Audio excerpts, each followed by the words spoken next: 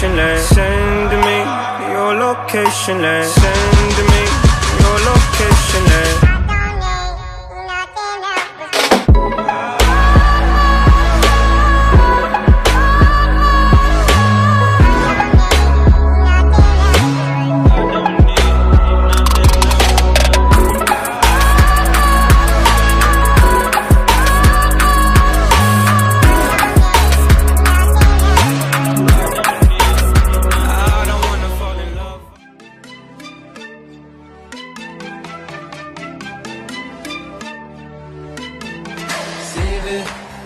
X the date on the wall, hope you can make it.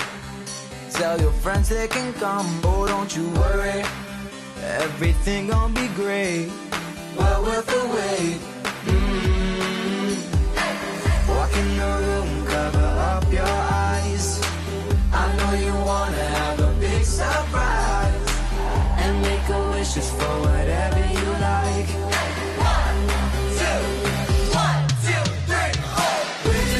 Say happy birthday, 24 hours to celebrate. We can all dance, we can party. Heels up on your gate, know that it's your birthday.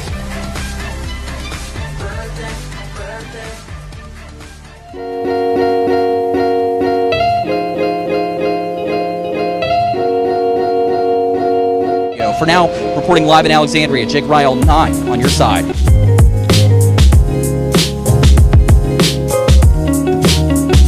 Be the change. It's more than just 3 words here in Norwood. It's a rallying cry that an entire community is supporting.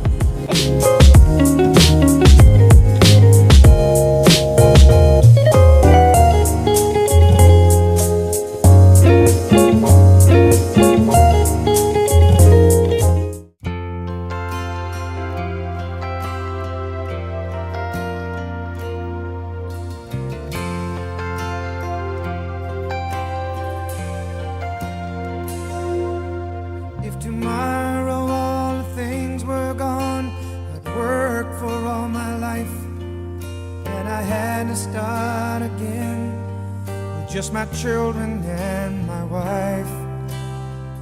Thank my lucky stars to be living here today, 'cause the flag still stands for freedom, and they can't take that away. Proud to be an American, where at least I know I'm free. And I won't forget the men who died, who gave that right to me. Mr. Snow, so what branch of the military were you in? I served in the Kentucky Army National Guard, which is a branch of the U.S. Army. So how long were you in that branch? I signed up for a 6-2 contract, 6 years active, 2 years inactive. So what would you say some of your experiences were like while going through training and stuff like that?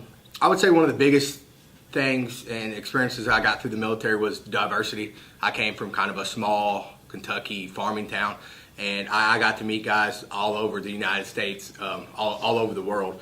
And I also got to travel the world a little bit, so I did get to go to a couple different countries.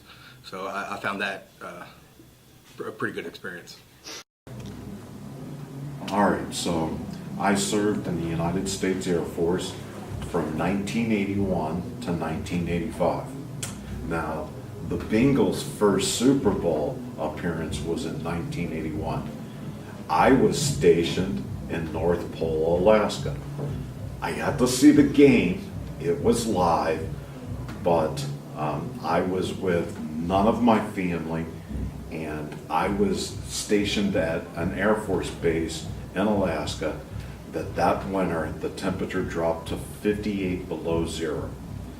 That was so cold that you can throw a cup of coffee, and by the time it hit the ground, it was frozen pebbles. That was my first year. My second year was I got stationed at post 102. The Russians kept flying over our airspace to see how fast we would get into position to force them back into their own airspace. So to this day, I cannot stand listening to Q102 because I had to guard post 102. It was my nemesis. You would. There we go. So, what branch of the military were you in? I was in the Air Force from 1980 until 2001. Okay, that's awesome. So, that's quite a few years of service. 21, correct? Mhm. What rank did you reach in those 20 years? I made it to E7, which in the Air Force is Master Sergeant. That's awesome. So, what would you say that some of your hardest times in the military were? Some of the hardest obstacles? I was in the military during the first Gulf War, and that was probably the hardest time because we were overseas at that point, and there was, we were waiting basically to get the call to go to deploy somewhere, and having a family at that time, it was really tough to try to figure out what to do with the family or our kids and how long we would be gone, and so that was probably the toughest time in the 20 years. That sounds pretty hard. So, what would you say overall that the biggest life, I guess, thing that you learned, like the biggest thing you can take out of joining the military into regular life? Teamwork. I think teamwork is something that you've got to have it in the military. I worked with a lot of different people over those 20 years, and the aspect of being able to do something as a team or as a group, I think is something I've taken out of there and actually applied it in my teaching.